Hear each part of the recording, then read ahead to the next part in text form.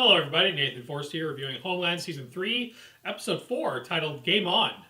To me, the best part of this episode was how we didn't see Brody once. He's off in some heroin-inspired nightmare in Venezuela, and I hope they leave him there. No more Brody, please. It just makes no sense at all having a character in this show that has been rendered so completely useless.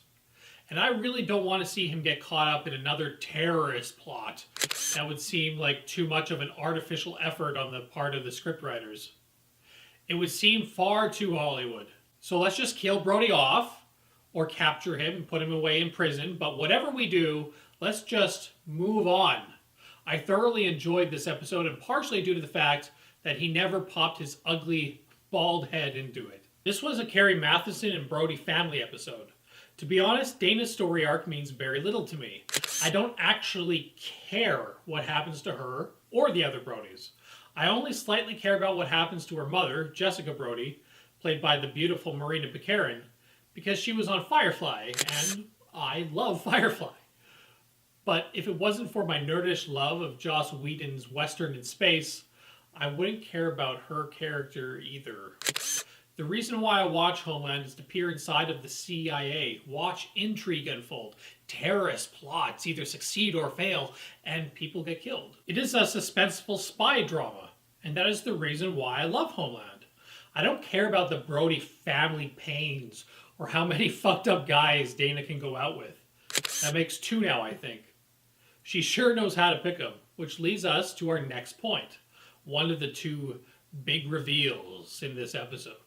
Dana's boyfriend murdered his brother. He isn't actually in the psych ward to get treatment. He's in there because it was either a stay in the mental hospital or prison. To be honest, I smiled when this reveal happened. I have known for quite a while that this guy wasn't on the up and up. I mean, of course he wasn't. They aren't going to allow any sort of happiness or respite for the Brody family during the season. Otherwise, there would be absolutely no point keeping them around. Personally, I can't wait to have this all come crumbling down around Dana. I really hate the Brody family. Anything that will cause them pain is okay with me. As for Carrie, she's finally out of the psych ward, but terrified that something will happen to land her back in there. She goes to the Brody lookalikes house. That wasn't weird or anything. She goes there to get away from the people that are following her, wakes up the next morning in his bed, steals some money from him, and walks out the door only to be met by the very people she was trying to avoid. This leads her to a meeting with the man she swore she would never have a meeting with. It turns out that Carrie's initial suspicions about this organization were right. They represent an Iranian group, the same group that was responsible for the Langley bombing.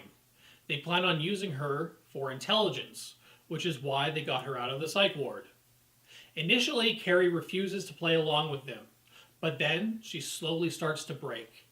She agrees to help them, but only with a face-to-face meeting with the man behind the whole operation. At the time, we think she is slipping on a slow road to betraying her country, her ideals, her old co-workers at the CIA for some money and personal security. But at the end of the episode, the second reveal takes place. She has been working with Saul this whole time to become a double agent that finds and locates their target. This was a great piece of trickery on the part of the scriptwriters. I didn't see it coming, and it is a good thing they wrote it this way, because I would have never believed that Carrie would betray her ideals so easily. This episode was an eventful character and plot building episode. I really enjoyed it. We had two reveals, one massive and one only worth paying attention to, if you care at all what happens to the Brody family. All in all, it was a great episode. Join me next week when I review the next episode of Homeland, titled The Yoga Play. Thank you for watching, and please like and share this review.